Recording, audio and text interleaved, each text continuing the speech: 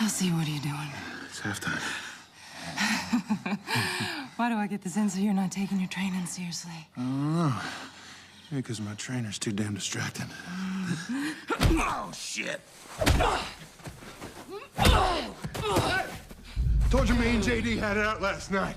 You damn near kicked my ass before he tore off. Being on B gives him too much advantage. So what then, huh? You saying you don't want to fight him? Shit! I'm gonna fight him because it's the right thing to do. And I'm prepared to lose. And you need to be too.